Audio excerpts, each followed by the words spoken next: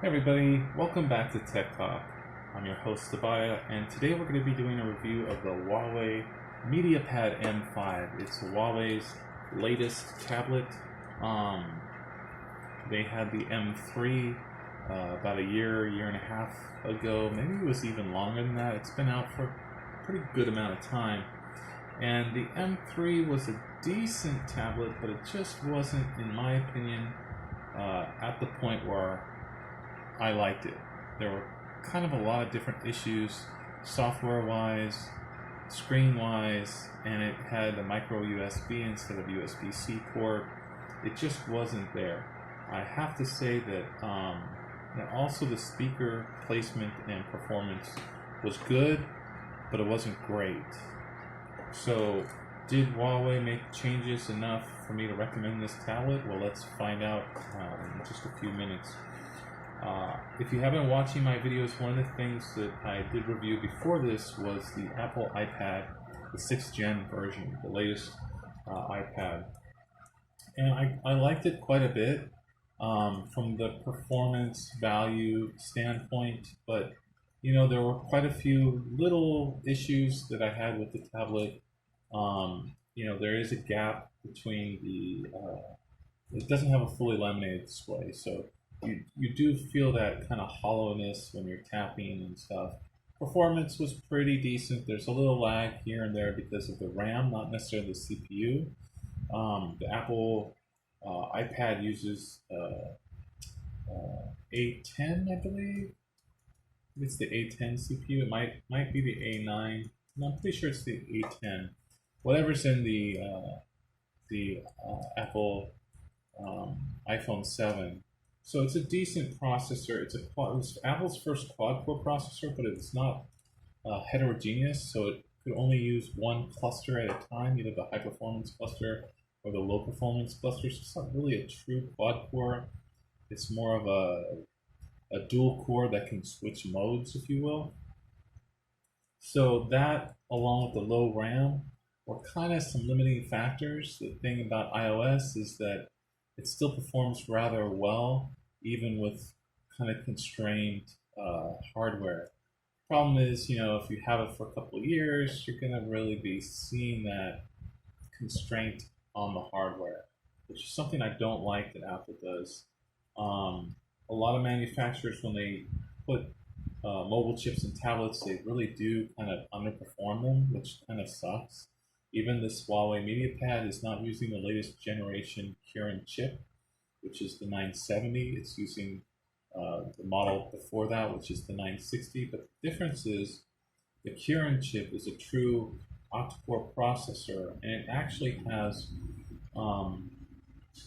some pretty powerful specifications. The Cortex A73 quad-core and Cortex A53 quad-core are quite powerful. I would have liked to see, like I said, the 970 because it's on a different architecture. It's on a 10 nanometer, and this is on a 16 nanometer. Every time they shrink the die size smaller, you get better battery life, less heat, and more performance. So this still is going to produce a little more heat and not quite the best battery life compared to the 970 chip. That being said, they did compensate for that by putting a bigger battery in this. So it has a 5,000 milliamp battery and an 8.4 inch tablet, which is a pretty decent size. So let's get into looking at the tablet. So before I go too far, so the specs are 64 gigabytes of internal storage. It has 4 gigabytes of RAM and the Kirin 960 octa-core CPU called the 2.36 gigahertz. There's also a 10.1 inch version. It's called the Huawei Mediapad M5 Pro, and it has pencil support. So if you'd like to draw on your tablet, it has that option available for you. Personally, I don't do that, and I also have a Surface, so if I want to draw, I can use that for that. For me, Android tablets are pretty much just consumption devices, playing video games, watching movies, and things like that. To fill in when I can't use a computer when I'm traveling and I don't want to bring anything expensive with me. That's another thing that I use these for. So, give you guys a look of the tablet. The front, this is the space gray model. They also have a white version with a gold back. This is the space gray back. I really love the design of this. It does have a camera bump. This is a 13 megapixel camera on the back. On the right side, you have your power button and volume rocker. On the left side, you have a SIM card, not SIM card, SD card tray. On the bottom, you have your speakers and USB-C port. On the top, you have more speakers. So if you had the M3 version before this, it had one speaker, and they were easily covered in landscape, which was kind of disappointing. Because of the amount of speaker real estate on this, even in landscape, you're not going to be covering all of the speaker surface. And these speakers get surprisingly loud and have pretty good bass, especially for a tablet. The sound quality out of this device is quite impressive. Build quality is, I would say, one of the best I've seen. It's as good as the iPad for sure. There's no difference in quality as far as how this feels in your hand. It has a 2.5 curve to it, which some people like. I'm not a big fan of that because it's kind of impossible to put a screen protector on it. On the bottom, you have a home button that also serves as a fingerprint reader. In the box, you get a adapter for USB-C to 3.5 millimeter. It does not have a 3.5 millimeter jack, which is rather unfortunate. And you get this quick charge adapter. And the cord is actually a little small. I would have liked a longer cord. It barely goes from my plug to my desktop. So that's kind of not so great, but it does charge rather quickly, which is nice. So this screen is fully laminated, as you can see. Let me try to turn up the brightness on here. So this is about 75% brightness. As you can see, it's quite bright.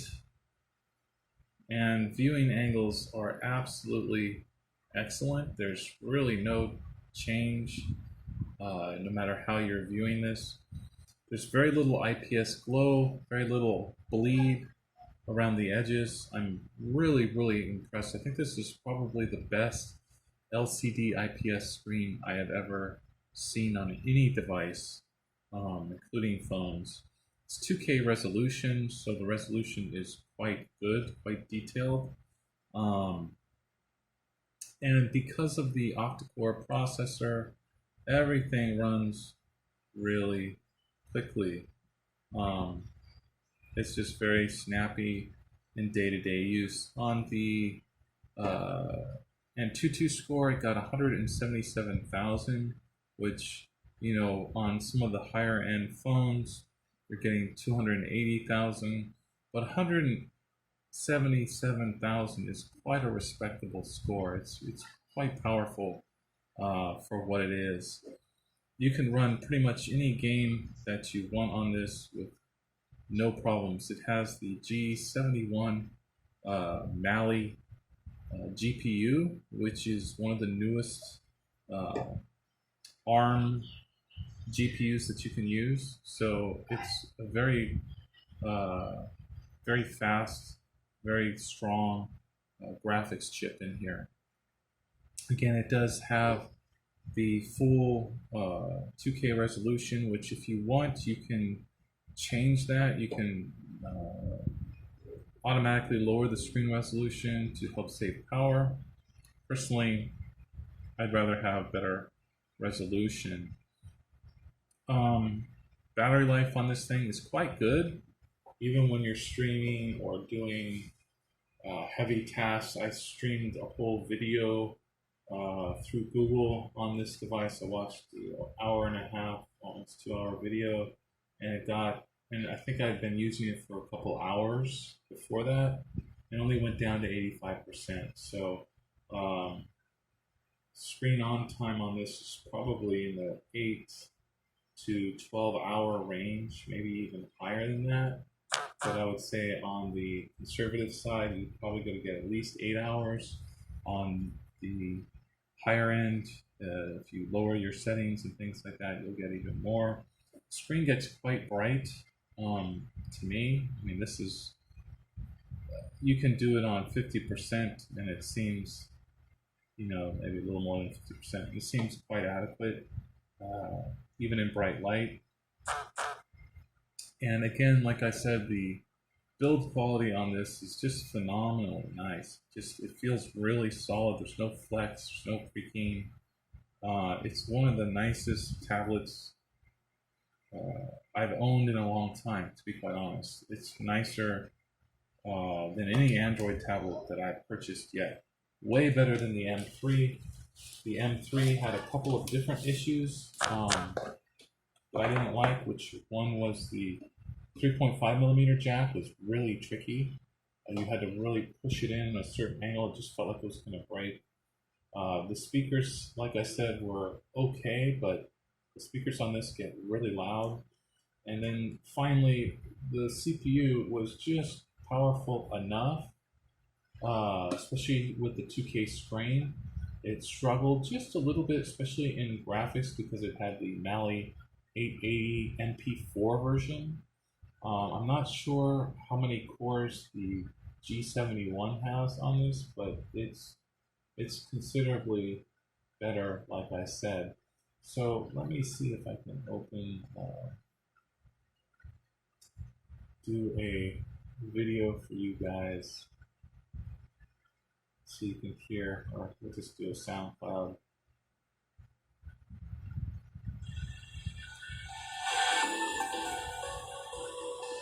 So this is 76%.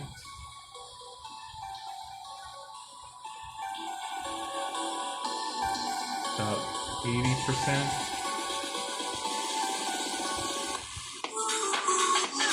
There's 100%.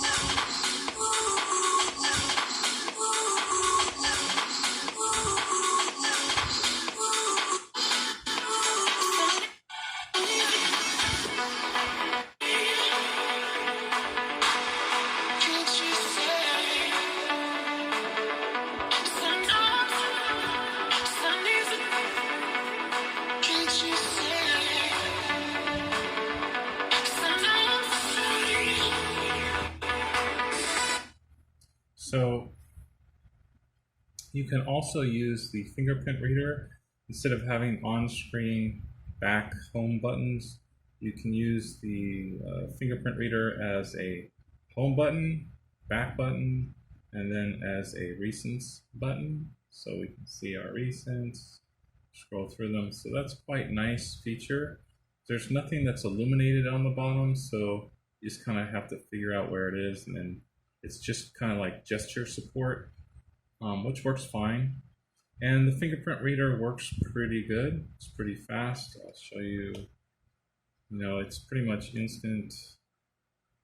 Very good fingerprint reader. So overall, like I said, for the cost, this is, I wouldn't consider any other tablet. To me, this thing beats out the iPad by quite a bit. Screen is better. Response is better, performance is better, price is better. And if you get the 10.1 inch tablet, then you also have pencil support, just like the base model iPad, and 64 gigabytes of storage, and you can also expand that. So yeah, it's quite excellent. Let me know if you have any questions, any feedback that any questions you have or want to ask me about. But again, like I said, performance, 177,000 Antutu. Also, I'll just show you here. It has this LED light.